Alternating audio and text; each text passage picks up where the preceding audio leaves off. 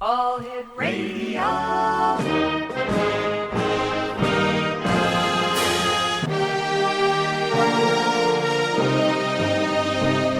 Welcome to the X Zone, a place where fact is fiction and fiction is reality. Now, here's your host, Rob McConnell.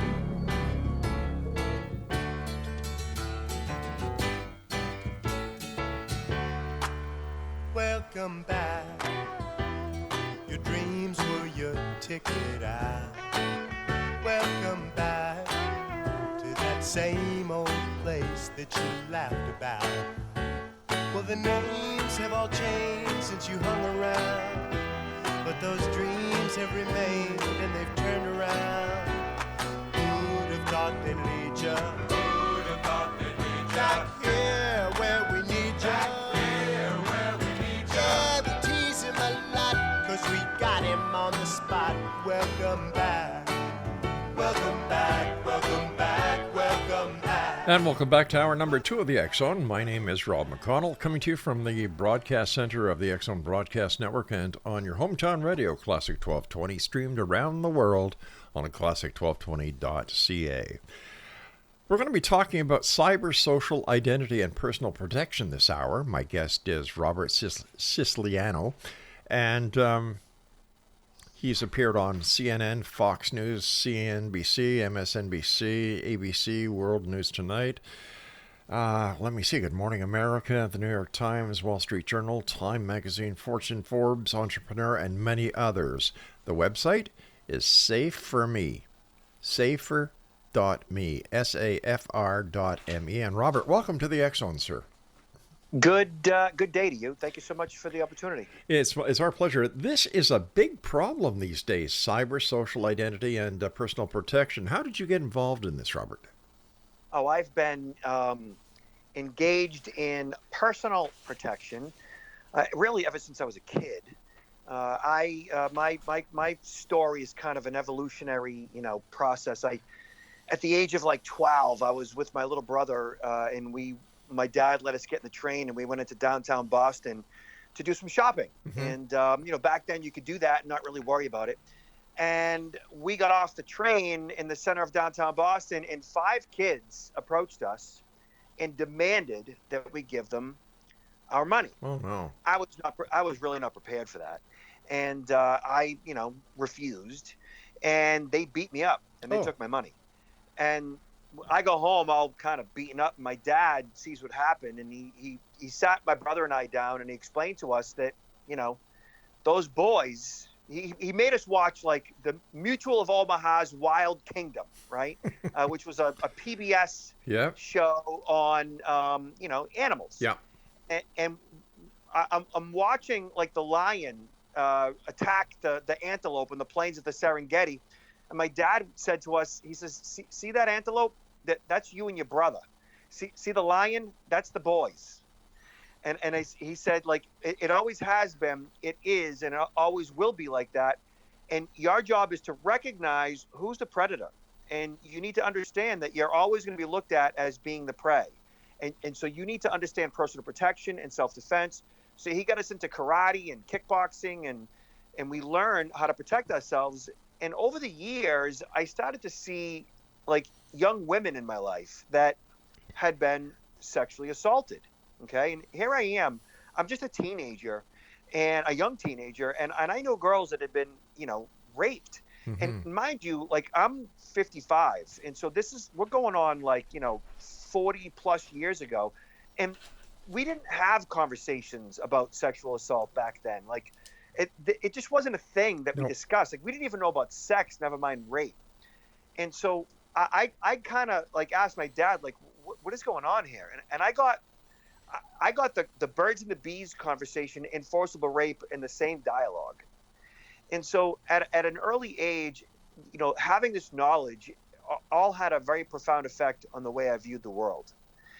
And so from that point on, like, it just became a mission for me as a teenager to teach all those around me what they needed to know in regards to personal protection. So from my own victimization to seeing other people victimized, and now knowing that like somebody's got to do something about this, or having a sense or a feeling that like I felt like I needed to do something.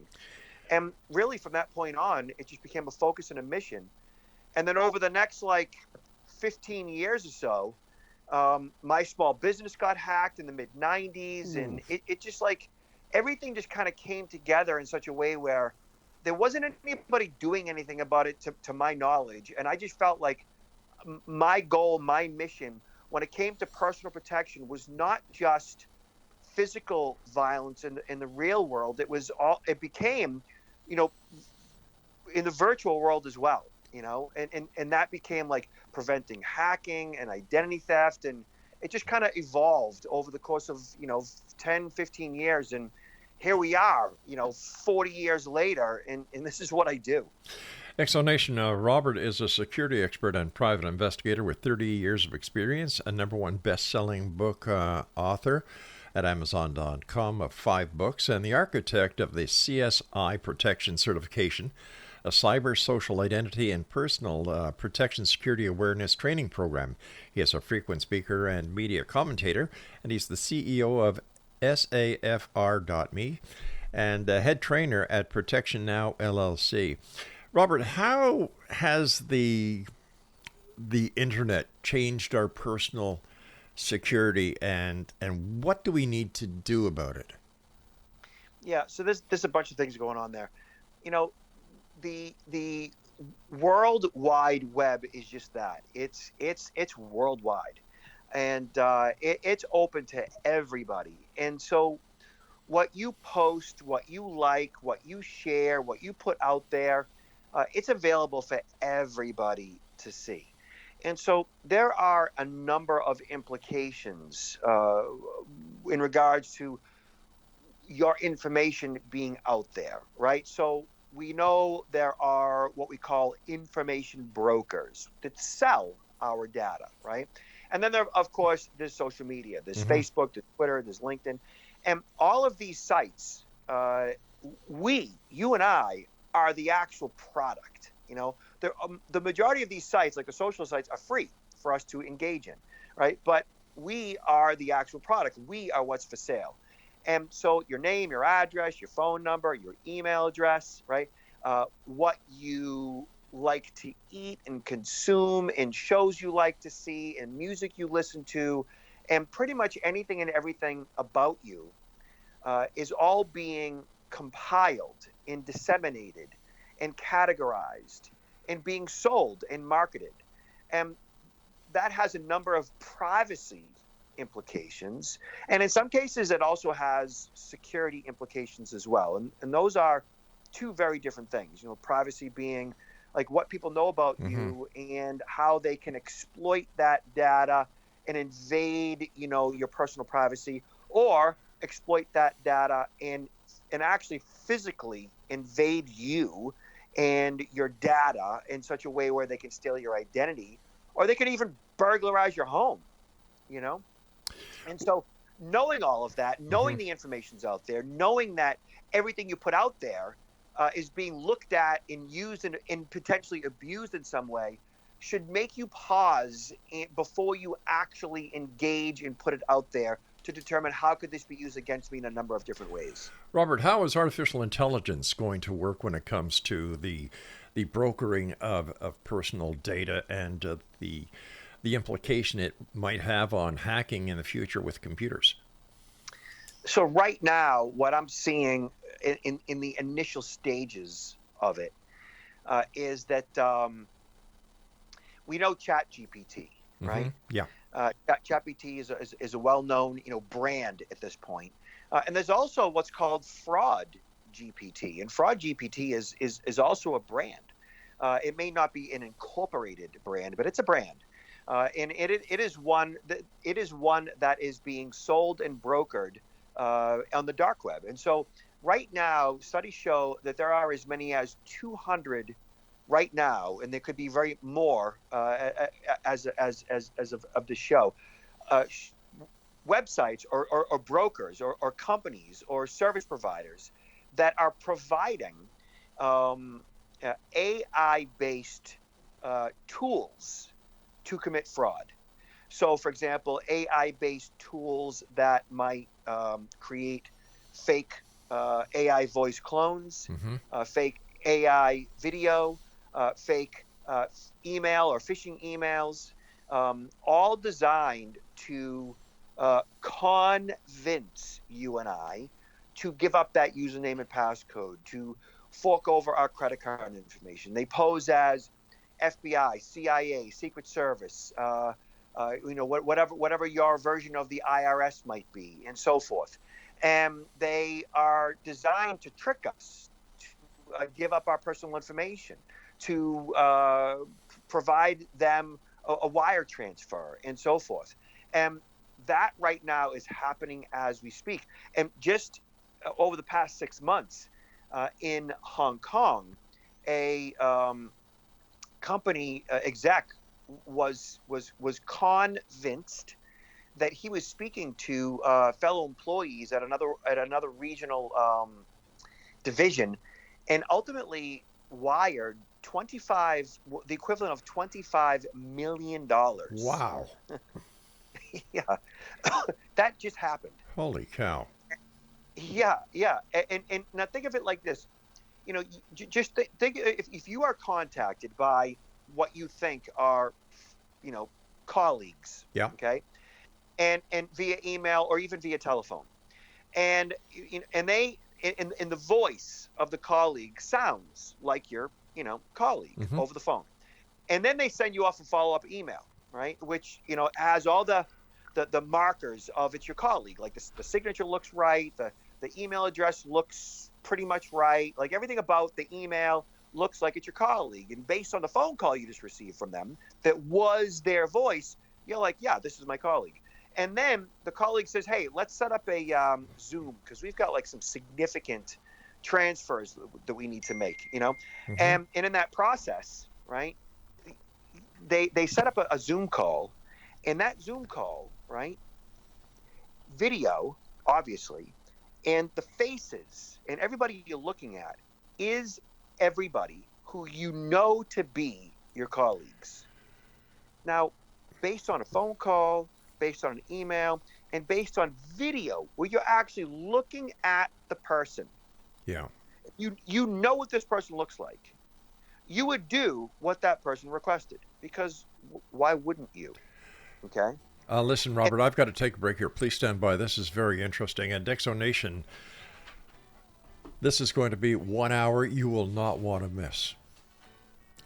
Our guest this hour is Robert Siciliano, and we're talking about personal security, social security, cybersecurity, and personal protection. We'll be back on the other side of this break as the X Zone continues right here on the X Zone Broadcast Network, on your hometown radio, Classic 1220, around the world on classic1220.ca. 'Cause we got him on the spot. Welcome back. Welcome back. Welcome back. Welcome back. Welcome back. Welcome back. Welcome back. We always could spot a friend.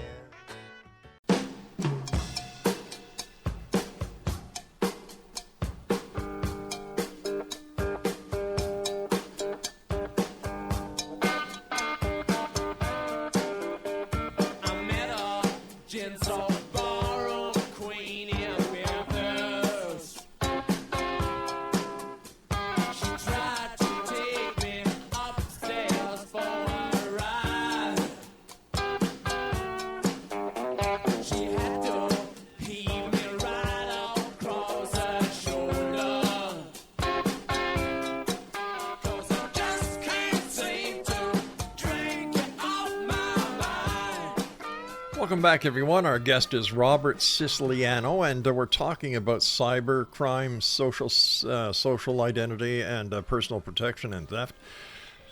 And Robert, before we went to the break, you were telling us, that if you receive an email from somebody that you know, and you check the email address, and it looks like the legitimate one, the signature on the email looks like the legitimate one. And not only is this done, but then there's a Zoom meeting set up, and you look at these people, and you hear these people, And to the best of your knowledge, these are the people that you work with. Now, you've received the email, you've received the request, you've done the chat. And are you telling me that this is all fraud? That is what has happened. That is what is happening, and that is what is going to continue to happen. That is coming at a high rate. So all the technology that we enjoy today is evolving faster than we, as I guess, the consumer public are capable of understanding in a way where we are unable to differentiate what's real and what's not. And that's a huge problem, because we've become so accustomed over the course of our lives originally to believe what shows in the mail. And then eventually, as we had television, we believe what we see on TV. And as we have radio, we believe what we hear in the radio. And as we have telephone, we believe what we hear in the telephone. And now with the internet, we've certainly learned that there are all kinds of frauds and scams, that you're not supposed to believe what you receive via email or via chat, and that not everybody is who they say in online dating. And all of that is like all lessons that we learn through pain if we get scammed or defrauded or betrayed or lied to and so forth, right? Yep. But go ahead. With AI, oh man, with AI, you can't, like, growing up, my mother said to me, believe nothing of what you hear and half of what you see. Okay. Exactly. And now you can almost believe nothing of what you hear and nothing of what you see. And I'm not, spreading fear, uncertainty, and doubt. This is happening. and it's awesome and it's awful all at the same time. There's been the Nigerian prince scam, email scam, and the number of email scams are crazy. Then you get the telephone calls. It's a robotic voice that says it's the Canadian Revenue Service. They've done an audit. You owe them so much money. Or the grandparent scheme, where they get somebody they call up representing themselves as a member of law enforcement, and they tell the people that their grandchild has been arrested and they need so much money in order to basically make bail. And these are all the different schemes. And I'm telling you, I was a cop before I did broadcasting. Back then, our biggest thing was bounce checks. We didn't have the technology that we have today.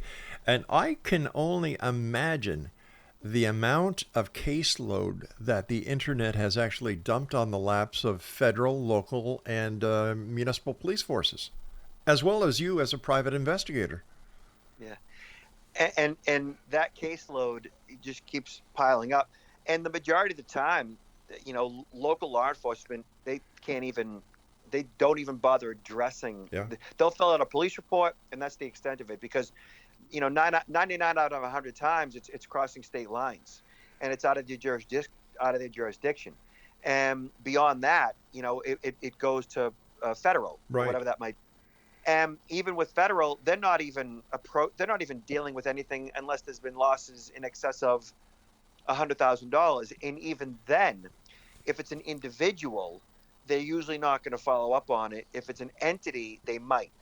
And really the only follow-up that they might do is to see if that particular crime is related to other crimes, and if it can help them connect the dots to a larger organized entity that's responsible for a variety of different frauds.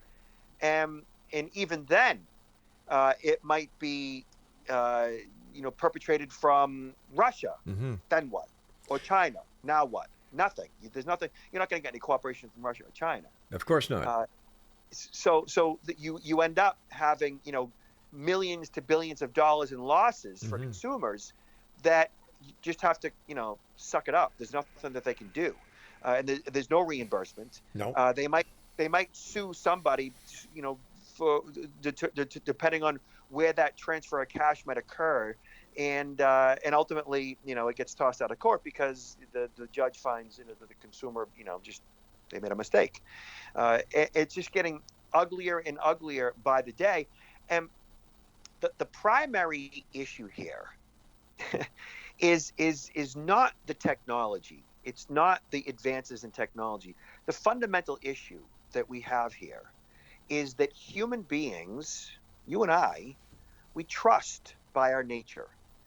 And it is that fundamental trust that we are born with, that we possess, that we live by. Mm-hmm.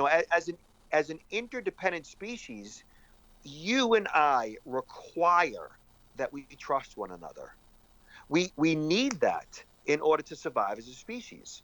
Without fundamentally trusting each other as a species, we would falter. We would eventually dissipate. We would not procreate.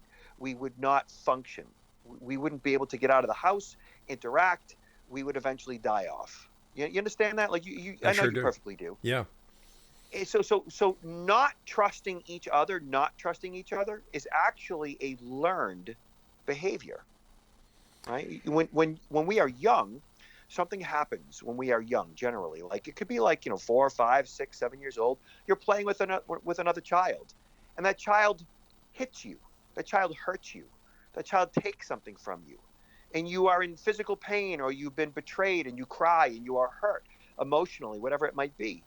And you learn that Johnny is not to be trusted.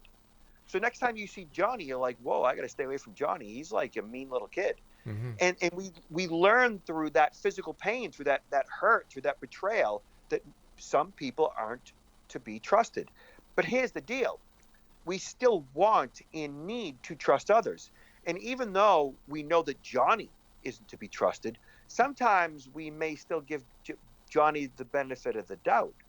And when he does it again, we're like, okay, I'm done with Johnny, but still we want to trust Johnny. And the point of all this is that throughout life, we pretty much trust everyone in every situation that we're in, including when the phone rings and an email comes in, and when you get a text message, and when you visit a website, and when you get something in the mail, and when somebody knocks on your door.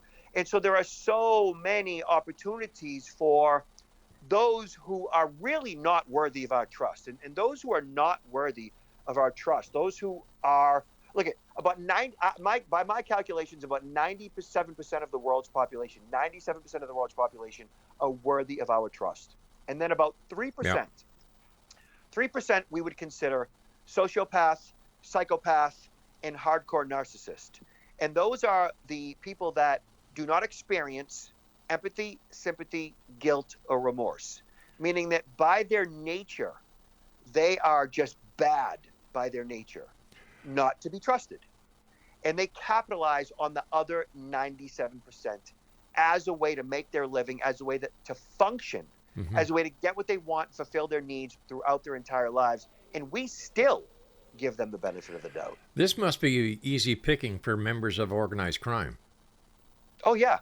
And they understand that 97% are going to open up the email. They're going to click the link. They're going to download the file. They're going to respond to the voicemail. They're going to engage because we want and need. Nobody wants to get in trouble. Everybody wants to help. Everybody wants to do what they're supposed to do. When somebody in authority, FBI, CIA, Secret Service, whoever it might be, right? CRS, whoever it might be, responds to us or calls us or connects with us, we are going to do what we are told to do because we don't want to get in trouble. But where does it come to a point where consumer be aware? Right now, yesterday, Yeah. 10 years, it's always consumer be aware. And that's fundamentally what I teach, and the message that I provide is be aware. And it is ultimately your responsibility. It is my responsibility. Yeah. Your government's not there to protect you. Law enforcement's not there to protect you. They're just not. They don't protect. When the phone rings, you're on your own. When the email comes in, you're on your own. When you get that text message, you are on your own. And so when consumers begin to wake up and understand that, it is up to me to protect myself from predators, thieves, violence, and theft, whether it's in the physical or virtual world. That's when you begin to recognize risk effectively. And most people don't, you know? It's a hard world out there, and I think I love what you're doing, because you're out there, you're saying, listen, there are ways, but you have to take affirmative action in order to protect it. I'll help you all I can, but at the end of the day, the responsibility is yours. Robert, please stand by. You and I have to take a break at the bottom of the hour. And X-Zone Nation, our guest this hour is Robert Siciliano. And his website is safr.me. How do you say it, Robert? It's safer.me, SAFR.me. Now, for all of our listeners in Canada, there is a place where you can go to see the latest scams, report the latest scams, see what law enforcement is doing. And the site is by the Canadian government. It's called the Canadian Anti-Fraud Centre. The Anti-Fraud Centre collects information on fraud and identity theft. They provide information on past and current scams affecting Canadians. And they say if you think you've been a victim of a fraud or a scam, report it. All you need to do is go to any of the search engines and check for Canadian Anti-Fraud Centre. And Robert and I will be back on the other side of this break as the X-Zone continues from our broadcast center and studios in St. Catharines, Ontario, Canada, on the X-Zone Broadcast Network and your hometown radio, Classic 1220, streaming at classic1220.ca.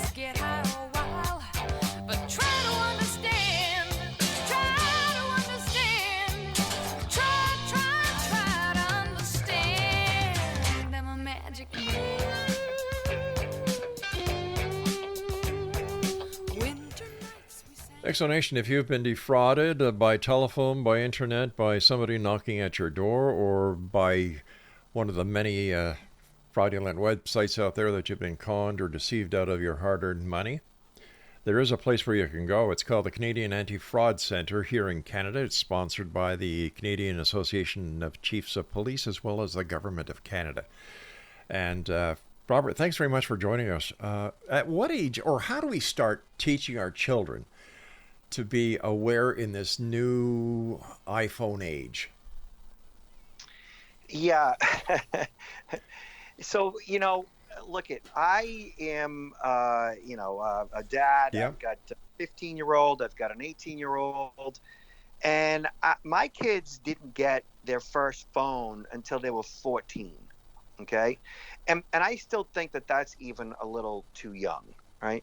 And the reason why they even got a phone at 14 was because they were getting on the train and going into Boston. And we needed, to maintain connection with them. Certainly. And the iPhone provided GPS, and it gave us some really good insight as to their location, and it allowed us for texting and just a great communication tool. And certainly, you and I didn't have GPS as a kid, and none of that was necessary. But Nope. We are in a different world, and so we made that investment in them and taught them right and wrong, and and still no social media. Like, they were not allowed to have social media on those devices, not until they turned 16. And so the 18-year-old has social media, but the 15-year-old still doesn't.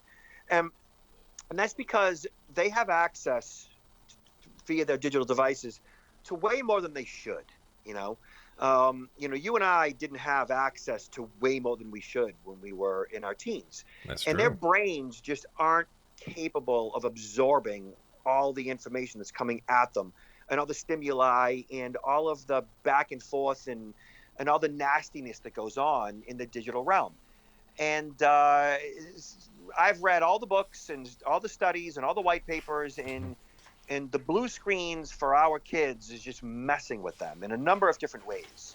Suicide's gone up dramatically, and it's not good. And so and all that said, I receive a communication from a friend, somebody who I grew up with, who has a 10-year-old. And she says, because of what I do, she reaches out to me and she says, so what software do I put on my iPad, on my daughter's iPad, so that like I can monitor what she does? And I says, well, my response was, well, why does your 10-year-old have an iPad? Mm-hmm. Like, what's the point of that? And what I see over and over and over and over again is that parents are using digital devices for their kids as a babysitter. Exactly. Yeah. And they don't really understand the implications of what's going on there. They don't understand how, like that the way the games in the websites and everything else, social media is built. It's wired to get you to interact in such a way where it affects like chemicals in your body, your psyche, your endorphins. Like it's designed to get you to react. It's designed to addict you. And if parents don't recognize that as an adult in their own lives, and how they gravitate towards their devices, and how they gravitate towards social, and how they gravitate towards the likes, and how they can't stop checking their phones, and what do you think it's doing to a kid? Exactly. My wife and I go out and she'll say, do you have your phone on with you? Well, no, you're the only person that I really am interested in hearing from, and you're sitting beside me in the car. Why would I bring my phone? Yeah. And unless you're in a business where you need to be on call, why is it that you need your device with you 24/7? That's right. Here in Ontario, do you want to hear something really stupid, Robert? I'm listening. Here in the province of Ontario, the Minister of Education said no more cell phones in the classroom or in schools. A lot of parents said, yes, finally, get back to learning, get back to teachers teaching. And now there's a group of parents that are starting a class action suit against the government of Ontario for infringing on the rights of their children to have iPhones in school. Yeah, and it's those parents that really don't have a clue. That's right. My the elementary schools that my kids went to didn't, and they went to private school, didn't required no phones allowed. Okay, the public schools, they allowed the kids to have the phones in their lockers, and some of them, allowed locally allowed the private kids to have schools in the phones in the classroom too. And from my perspective, and from what I've been told and what I've observed and everything else that I've, what I'm privy to, right, it's messy. It's messy, and there's a lot of problems.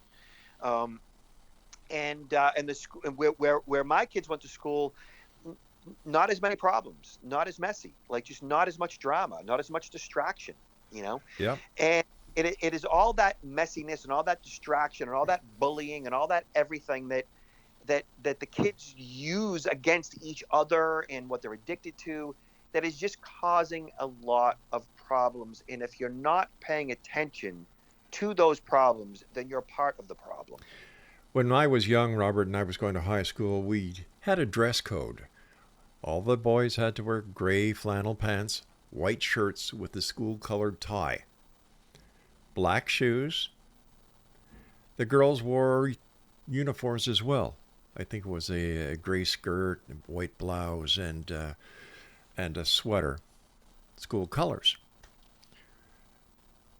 there was no competition to see who was wearing the best running shoes or who had the best this, the best that, or the other thing. No one. And if you needed to call home, you didn't need a cell phone because mom and dad always made sure you had a dime on you. And God help you if you spent that dime on anything on a call to call them at home. Where did we go wrong? Where do you think that society went wrong? Well, we live in a capitalistic society, and we've got all these companies that are kind of pulling at us and offering all these various, I guess, technologies and conveniences and toys and everything else, and we as humans gravitate towards shiny and new. Yeah. And so as all of this is introduced into our lives and into our culture, we just consume. And that changes the way we do things. Certainly the bicycle changed the way we do things. And then the car changed the way we do things. And then the factories changed the way we do things. And of course, the internet changed things dramatically. And we continually have these new normals, right? And these new normals aren't necessarily good for us. And we don't necessarily recognize how this new normal is detrimental to our well-being until it's a bit too late, Yeah, well, I think it's a little bit too late. When you go into a restaurant, you've got a mom and dad and maybe 2 or 3 kids, and they're all playing with their iPhone, or they're all too busy with their iPhone in order to sit down and actually talk and have a conversation with their children at a dinner.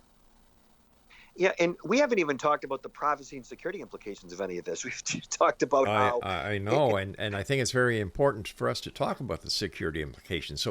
So how do we take what you do, your expertise, and how do we get people to better understand the dangers? I think the parents need to kind of slow down.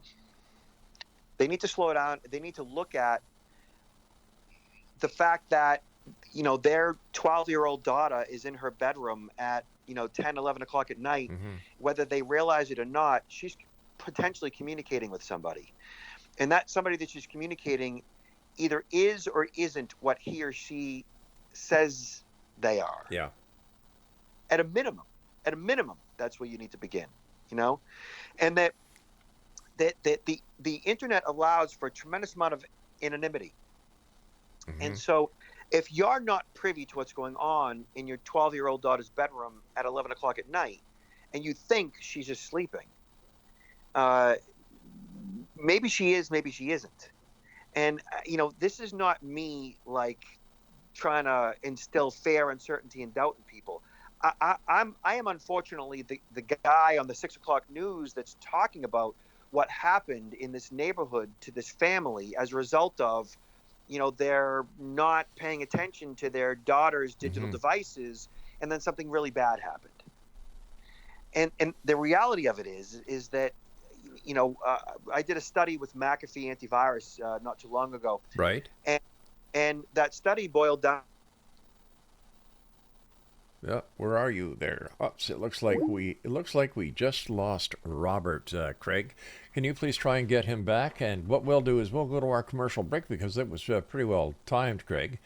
Robert Siciliano is our guest. We're getting Robert right back as we speak. And this is the X-Zone. Oops, wait a sec. What's going on here? Hey, Robert, welcome back. Hey. Not sure what happened there. My apologies. No problem. We just decided to go to a break, so if you could stand by, we'll be right back after this very short break. In Exonation, our guest this hour is Robert Siciliano, and we're talking about cybersecurity, social identity, and personal protection. And his website is safr.me. This is the X-Zone. I'm Rob McConnell, and once again, if you'd like to contact the Canadian Centre for the Canadian Anti-Fraud Centre, just go to any search engine and type in Canadian Anti-Fraud Centre. It's jam-packed with information, tells you what the latest scams are, what to look out for, how to protect yourself, And of course, if you need be, you can actually file a report there. The X Zone, a place where people dare to believe and dare to be heard. We'll be back on the other side of this very short break as we wrap up this hour here in the X Zone from our broadcast center and studios in St. Catharines, Ontario, Canada, on the X Zone Broadcast Network and on your hometown radio, Classic 1220, and streamed around the world on classic1220.ca. Don't go away.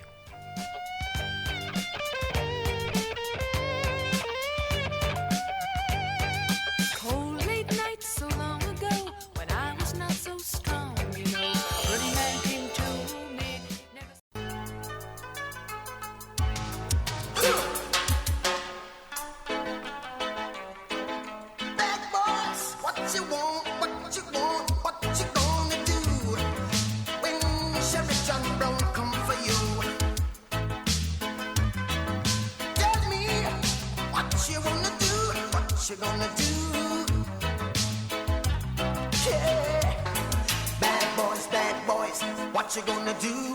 What you gonna do when they come for you? Bad boys, what you gonna do? What you gonna do when they come for you? Exonation, Robert Siciliano is our very special guest this hour. And once again, Robert, thanks very much for coming on and for doing the great work that you do.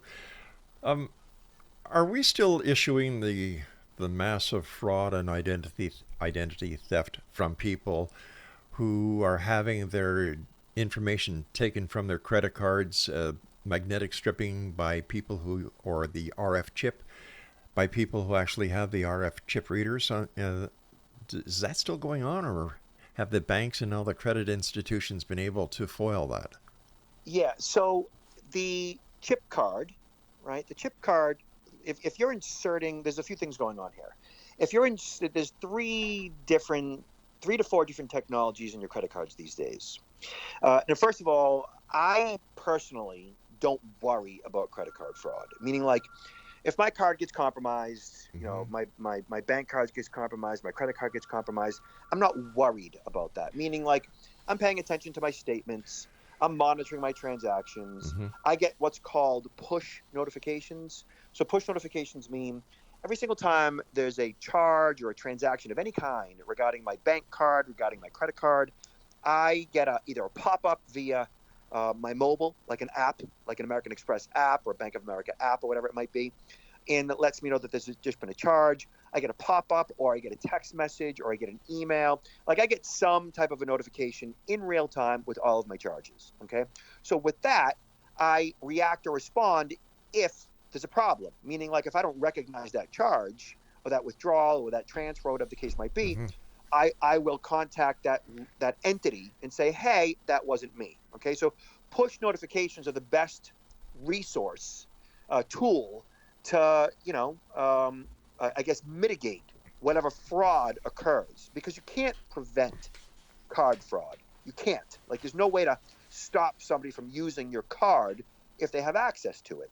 And they get access to it via, a point of sale that has a skimming device, an ATM that has a skimming device, a data breach where a retailer, or they have a massive leak of their information, and millions of credit cards or thousands of credit cards are leaked. So all of that risk that you face every time you use your card is there. And the only way to mitigate it is with push notifications, or just pay attention to your statements via the web, log in every day or every month or whatever it might be, or wait for your paper statement, whatever it might be, okay? So that's like the protection aspect of things. Like, you can't protect yourself, but you can mitigate it, set up push notifications, check your statements, pay attention to that stuff, and you're good. As far as, like, how does the fraud occur, right? So the cards themselves, you have the card, which has a chip these days, right? That's the default or the de facto method of reading the card these days. Now, do you guys still have the magnetic strip? On some cards, I believe. Yeah. So in the U.S., we still have the magnetic strip on all of our cards. So all the point of sale terminals still read the magnetic strip, but primarily they would prefer you insert your card so it's reading the chip. Right. Now, the chip can't be compromised. The chip can't be read by a skimming device. The chip can't be decrypted, and the chip can't really be hacked, and the card itself can't be compromised, meaning you can't clone a chip card. Okay, but what is still extremely vulnerable is the magnetic strip. The magnetic strip is no more secure today than it was 20 years ago, and the magnetic strip, if it is skimmed, either at an ATM or at a point of sale, which is still a real problem. And I've actually commented on the media on TV just 3 times in the past 2 weeks, where Walmart and various supermarkets in the area have all been compromised. And they are the cards that are at risk are generally the ones that are swiped opposed to inserted. Okay, so that magnetic strip is the data is in plain text, and it can all be read by a skimming device, and that information can be burnt onto a blank card, and or the data itself, the 16-digit card number, the CVV code, and the actual expiration date. All of that data can be read via the magnetic strip and then used in a virtual or online transaction. Okay, and so there's still risk there, which requires you to really pay attention to your statements. Sure. And then beyond that, you have the RFID, the radio frequency identification technology, which is tap to pay, right, or wave to pay, and that is equally, it's a step down from the actual chip encryption, but it is, for all intents and purposes, equally as secure, meaning you're going to have a hard time decrypting the tap to pay. Has there been situations where RFID has been compromised? Yes. Are the sleeves that you might get and insert your card into a sleeve that is designed to prevent your tap to pay or your RFID from being read, provide a bit more security? Certainly. Am I worried about that? Not at all. I'm not worried about tap to pay or wireless RFID being compromised on my card, because the likelihood of it being compromised is really, really slim.